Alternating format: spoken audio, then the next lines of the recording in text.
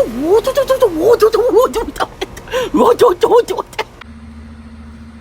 up, guys? So I'm removing the front sump.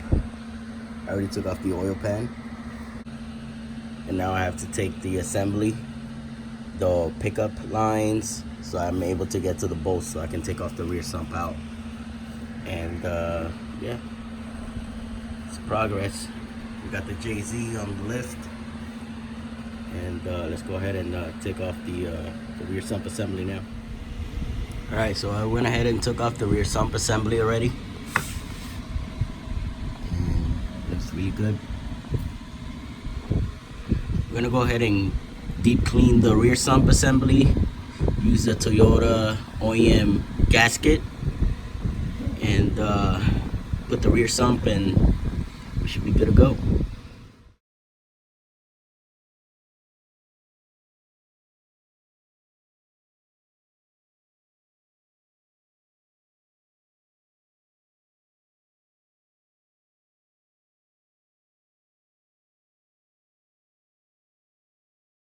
Today we're installing the flywheel. Well, I already installed the flywheel. I torqued it to 36 foot-pounds of torque, and noticed that when you're doing the auto to manual conversion, you do need a pilot bearing. So I went to the Toyota dealer and I was able to obtain this for about $9. And we're gonna be installing that. Then we have to put the clutch pressure plate and torque that, and we should be okay. So as you guys see, the 2J's coming along. Got a few things going on here, the drive shaft and the diff.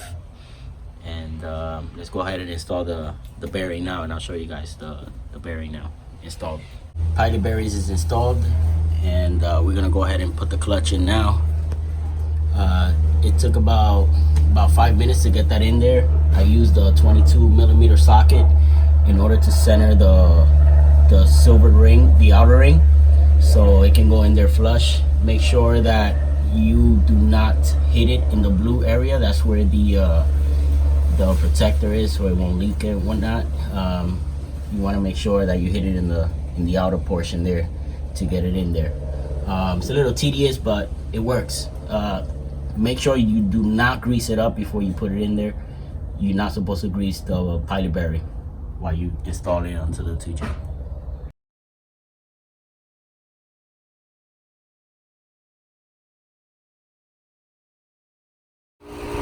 Alright, so we're putting the 2J inside, and we noticed that the motor brackets were different from the Aristo engine. This is the old one.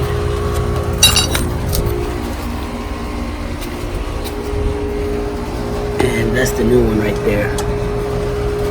We had a little issue putting it in our boat, so we had to take off the downpipe from the flange from the turbos.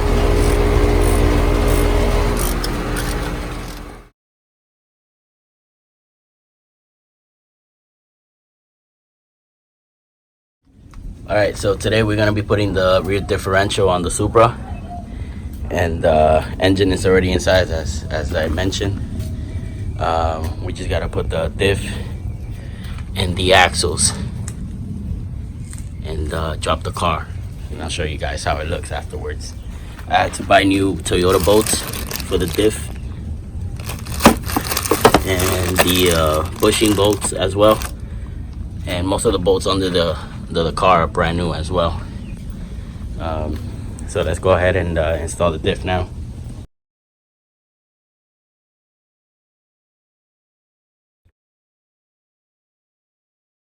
We're gonna be replacing the original metal clutch line for the slave cylinder for the transmission. So I went ahead and unbolted it from the clip down there, which is this line. This loose line right here.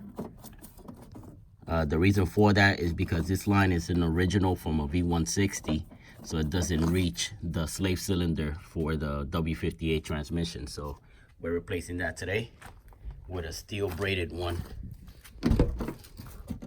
that I bought specifically made for the W58. Just this one right here. So let's go ahead and replace the line and install this one. So I went ahead and removed the line as I showed you guys. So you have to remove it from that right there, which is a 10 millimeter, and just spin that on over until the line is disconnected from the clutch master reservoir. And let's go ahead and remove that, and I'll show you guys what it looks like once it's removed. Alright, so we went ahead and installed the braided line. It was a smooth process. Went ahead and tied up the other side as well, and we should be okay now. Gotta go ahead and bleed out the system.